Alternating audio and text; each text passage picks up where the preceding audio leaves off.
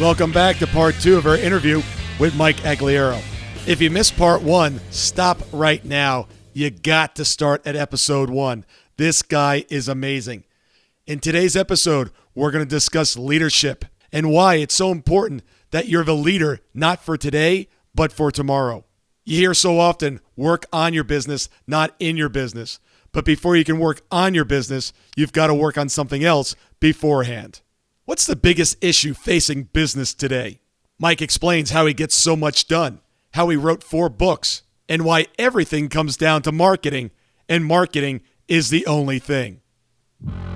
Welcome to this edition of Peak Performers Podcast with your host, Thor Conklin. Thor will be sharing the necessary tools, strategies, and psychology you'll need to become a peak performer in any area of your life or business. Thor Conklin here. We give you the tricks, the tips, the tools, the strategy, the technology, and the psychology peak performers use in order to get more done and execute at the highest level. If you know what to do but struggle with getting it all done, or simply want to raise your game to the next level, this podcast is for you. Sit back and enjoy.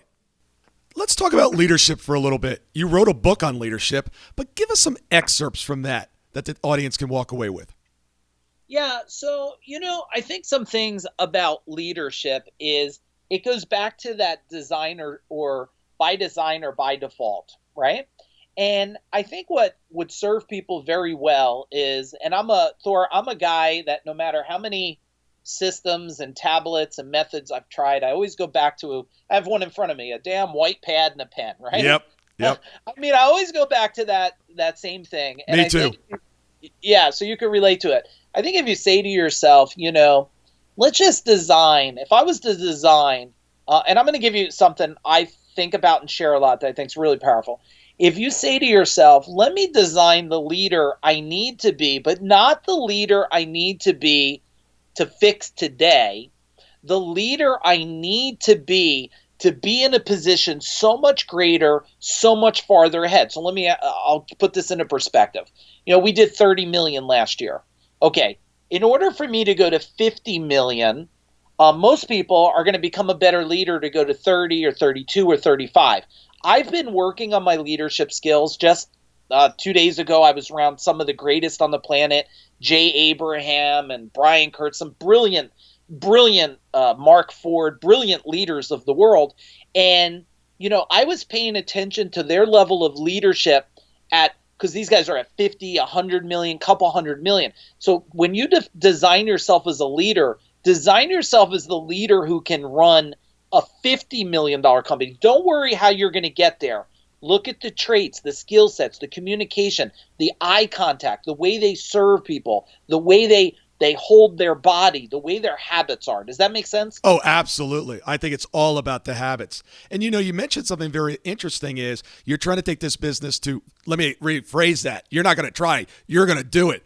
But you're not doing it by working really in the business, you're working on the business. Is that fair to say? Yeah, that's 100%. And it sounds so easy, right? Like people were telling me that for so many years, Thor. You got to be working on it, not in it. And it sounds great, but I didn't know what the hell to do. Like, where do I start? How do I fix it? What does that even mean? So let me help the listeners understand some parts that I think would serve them. The first off, before you start working on your business, you got to work on yourself because you're the business. That's just the reality of it. Most of you are the business, are going to create the business. What you perceive can become really will. So you have to start with yourself and identify that. Once you identify that, then you could say, what do I need to grow in these skill sets, in these competencies and stuff to now start working at the higher level? The cool thing is, when you start to change, Thor, as you know yourself, you're very successful. When you change, it's almost like have this pixie dust, magic dust. The people around you start to change by a byproduct of you changing. Yes, absolutely. And you bring up a point. I am defines who you are. If you were to finish that sentence, I am, what would you fill in? I am this, I am. Which means I am this, I can become anything. That's something we use in the manifestation world a lot for anybody who believes that anything they think about is created. And I work with a really smart guy that I'm doing something with now, Toby Alexander. And, he gave me a level of, he taught me something the other day, Thor, for any of the listeners that are listening that may sound simple. You might even know it, but sometimes knowing and hearing it for one more time is the pivotal point. So he said to me the other day, he actually said to a group, we're doing something together. He said, the thing about manifestation is you're always manifesting. You're a manifestating machine. No matter even if it's a conscious thought or subconscious, you don't have a choice. You're always creating something. So knowing that, and now I believe that. I didn't think of that. I always thought, manifestation is thinking about something consciously and then writing it and creating it. No, your mind never stops. It's always creating something. It's just a matter of how that manifestation machine is going to work for you instead of work against you. Does that make sense? Absolutely. And what techniques do you use in order to tune in to manifesting what you want it to manifest? Yeah, it's such a cool practice. I think it's simple. Toby's taught it to me. So many other people talk about it. Some people call, they plan their night before, they write down, and I'm a big planner. First off, somebody taught me, I don't remember who taught me this story. They said, look, if you want to sleep better at night, before you go to bed, have your plan, everything you got to do tomorrow, write it out. You'll sleep better because whatever you got to do tomorrow, if you don't write it down, your brain says, well, you can't forget this through the night, so you never sleep good. Well, what I did was instead of saying, what do I have to plan for tomorrow, or what do I have to get done, what do I need to manifest tomorrow? So I'll make a list. Okay, tomorrow's manifestation is, we're going to make sure, we're almost done with another 10,000 square foot building to split up my company. So what I did yesterday was I am going to manifest our floors being completed in the next couple days, right? And so now I've went from, instead of planning, need, and action, my brain already has accepted this as, this is a decision. This is, right? I am this, I am. This is a decision. It must happen. And then boom, it just creates itself. I love that. Tell us a little bit about your daily habits, rituals, your morning routine. Yeah. So I'm interesting because, in the morning, I rarely set an alarm clock. Only like today I did because I had to make it here for an all company meeting. It's funny because even when I set the clock, I wake up before that time. I think your brain just does something with that. But in the morning when I get up first thing, I get up and do my basic showering and all that. And then boom, I'm out. I am either out the door and I'm either coming to the headquarters here or I'm in a room and boom, I start working, engaging, creating immediately. Because I know my prime time, which if anybody's listening, you have to know your prime time for production. Most people, and prime time is when you run at the highest level of performance. Most people, what I see today, Thor, is they're sticking their workouts and their exercise and in their prime time versus for me, prime time's about production. So I immediately go grab my pad, have my plan, and just start executing, building, manifesting, everything just starts getting created. So that happens normally till about noon. I try as many times that I am in the area and not somewhere in the world. If I'm in the area, I come in and I have lunch with my directors, which I love. We get lunch for everybody, me and my partner, and we sit with the directors and high-level managers. We do a what's going the best, what's not going the best, and what do we need to course correct on to move ourselves forward. And then when it comes towards the end of the day, normally I'm home by around 5 o'clock if I'm out. I love to have dinner, and one of my favorite things is to have dinner and watch either a show, TV with and I'm a big Walking Dead fan, which I love, but I can't wait till it comes back on, but I'll watch something like that with my daughter. And then, the rest of my week is I teach martial arts 2 nights a week. I have a trainer come to my house and teach me martial arts 2 nights a week. I do yoga 1 night a week, and the whole rest of the time is just balance with my family and hugging them and loving them and all that stuff. How has the martial arts helped you as a business owner? Yeah, well, I'm doing martial arts for 31 years now, Thor, and I'm a believer that that it should be mandatory in the schools because, and I think it's mandatory for everybody to train a form of martial art. I mean, even somebody who's crippled can do some form of martial arts if they could even just move one finger between Tai Chi or Jiu-Jitsu or something. Here's what I would say has given me the biggest, one of the biggest wins, and I also think it's the worst disease on the planet. It's helped me get focus, and I believe the biggest disease on the planet is lack of focus. So martial arts teaches you in that moment, be focused, be disciplined, and to really process what's happening depending on the level of what you do as martial arts. If you're doing Tai Chi, it's helping you get present with your energy field and how you're moving. If you're doing Jiu-Jitsu, well, you make a wrong move, and sometimes my trainer, he locks an arm up, and I'm like, okay, well, what could I have thought different? So I believe every listener should do some form of martial arts in their life. So often entrepreneurs think that business is sexy and they want to know this new idea, this new product, this new concept. And it's about doing things over and over and over again. And we have a mutual friend, Alex Changho. I interviewed him several months ago, and he said in business and in martial arts, it's about doing one thing 10,000 times. Yeah. And really mastering that. Yeah, and that's a great word. I mean, if I was to give people a word that has served me well, Thor, and Alex, I love Alex Changho. He's brilliant. I've known him for probably, I don't know, maybe 4 or 5 years now. I love the guy, and I consider him a deep friend. And, one word, and I'm sure he probably shares this word too, mastery is a word of constantly looking to improve yourself and everything to the next level. And I've been living with mastery now for 31 years since I heard the concept from a bunch of my instructors. And I think if you choose to take on martial arts, or, people tell me, Thor, well, I don't have time. And that's an interesting thing because, 1 hour of martial arts training or 20 minutes of meditation actually creates time versus what people think reduces time, because it opens space in your mind for you to perform at a higher level. Yeah, and I love what you say about that thinking. It really gets you present and focuses the mind.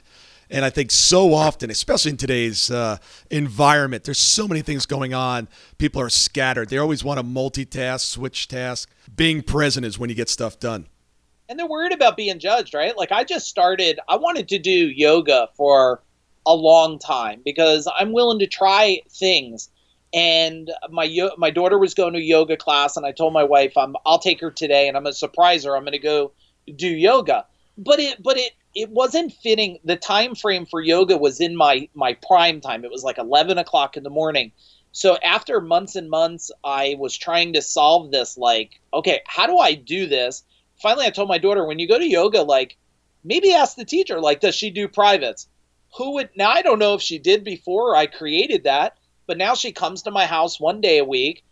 She comes at 6 o'clock at night. Now me, my wife, and my daughter, we've yet to get my son in there yet to do the yoga thing. But I was like, holy crap, Thor. I would tell people listening, if you've never done martial arts or yoga, like try it on a little bit. You always have the right to say you don't like it and do something else. But ever since doing yoga, and I'm a pretty kind of fit guy, physical guy, I didn't realize how stiff my body was. And if you're stiff in your body, you're stiff in life. That's just the way it is. Yeah, just recently I took up, I should say I took up, but I went to a class, I'll go to some more classes, called Pink Bar. It's a ballet-based, kind of like yoga, kind of like ballet. Now, I was the only guy in the entire class. And by the way, if you're single out there, find a Pink Bar or a bar class in your city, because it's just beautiful women. But it was so tough because these movements, I just wasn't used to it. We had weights, and I picked up the 3-pound weights. It was like, man, these things get heavy after a while. Yeah, that's awesome. That's awesome. Always mix it up. I know your strengths. Let's talk about some of your weaknesses. What are you working on? Wow, that's a really tough question for me, because I'm always working on everything. I don't consider them weaknesses. I'm always working on, I just got my blood tested again through that Inside Tracker, which if anybody's never heard about it, check it out, because I think one of the greatest KPIs, key performance indicators you could have is testing your own blood. And the cool thing about this place is almost all over the world, they'll just come to your house and test the blood, and got my blood taken at my own kitchen table, and they send it and they do the indicator. So I would say, man, that's tough. My only weakness, I would say, is I hate letting people down. And the fact of thinking that I didn't serve somebody or they didn't get to the level, that's probably like my kryptonite, right? Like that's something that really can bother me as a person. And so I pay a lot of attention to how I participate in life and how I serve people on either Facebook or whatever way in my life I can serve them. So I would consider, as much as I think people listening might say that's a strength, I think it's also a weakness, because I can get in my head sometimes thinking, did I do everything I could have done to help that person grow their business? Does that make sense? Oh, absolutely. Absolutely. I mean, I want to say I suffer from that, I think, almost every single day. You see someone that you can provide so much value to, and it's just a little shift that they need to make.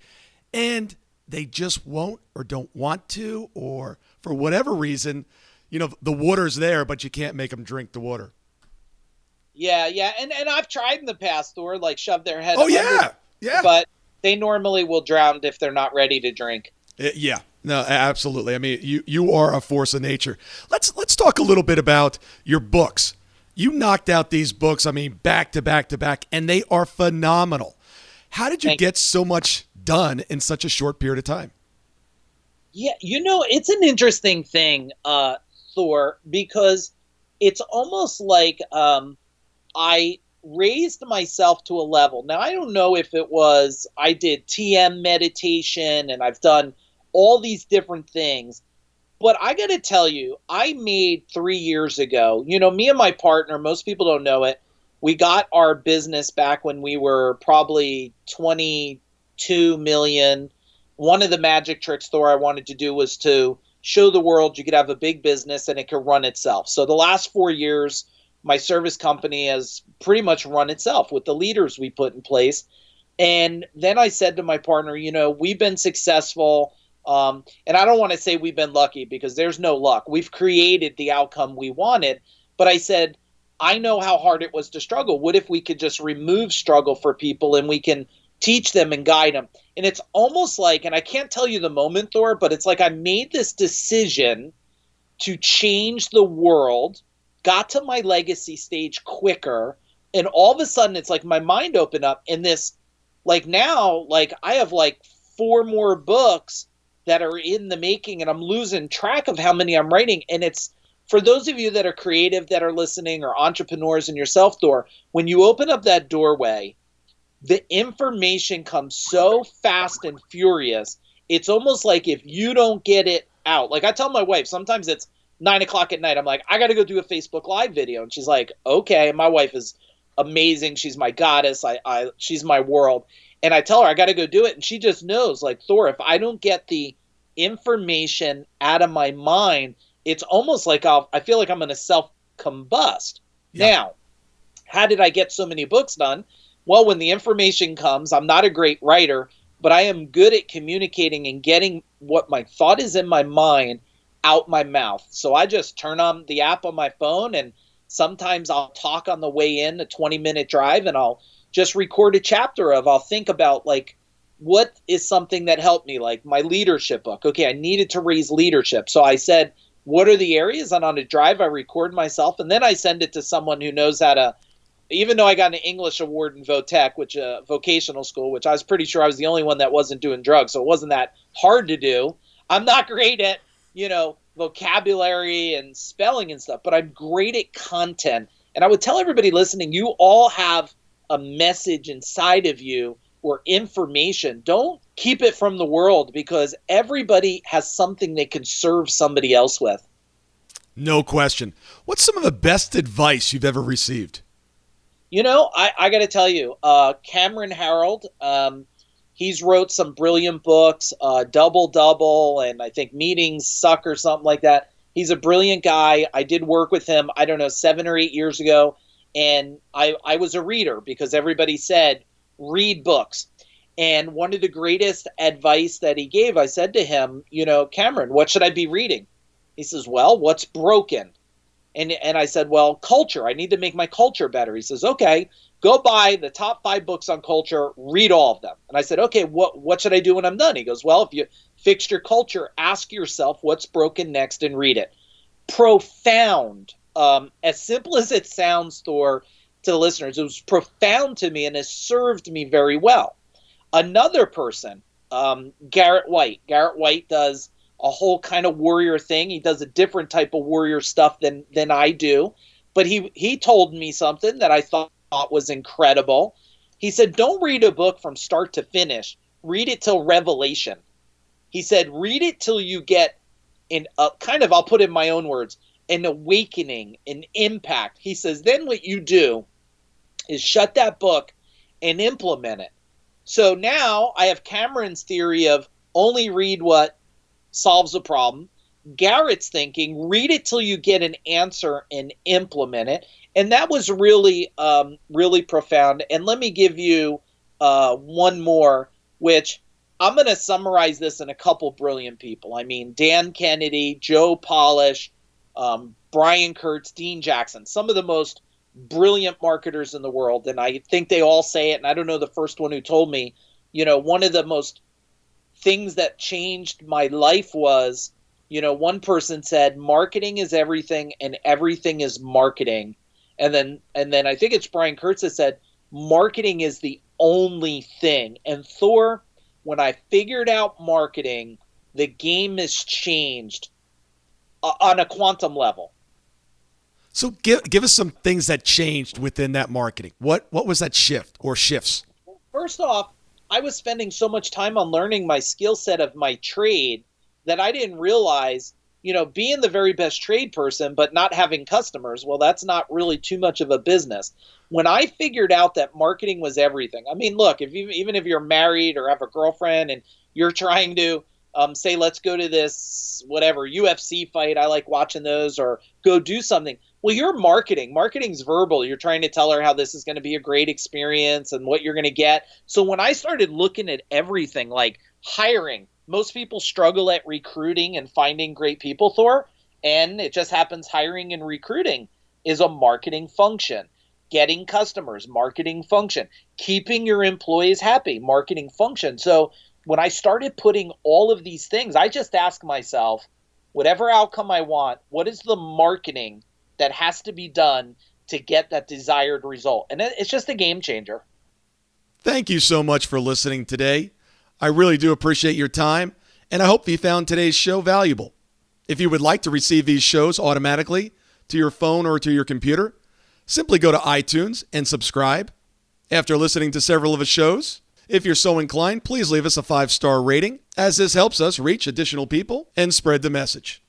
If you're truly committed to taking your life to the next level and doing whatever it takes to become a peak performer, but something's holding you back, something is blocking your way, and you just can't seem to figure out what it is, send me an email to info@thorconklin.com, and I'd be more than happy to get on the phone with you. We'll schedule a 15-minute discovery call. No obligation, no cost. I absolutely love to hear from the listeners, and if there's something I can do to help, I'd be more than happy to do that. Also, if you found something of great interest in today's show and you want to share that with your friends and family, simply go to my Facebook page, Thor Conklin, click on the episode, hit the share button, and share it on your page.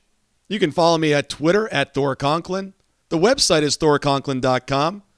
We're constantly adding new free resources, discussing additional tricks, tips, tools, and strategies on how to be a peak performer. Remember, I try to keep these episodes short so you can listen to them during dot time, doing other things, commuting, driving, walking, working out. Decide to be a peak performer in all that you do. And until tomorrow, have an absolutely amazing day. That concludes part 2 of our interview with Mike Agugliaro. Please stay tuned later this week for part 3.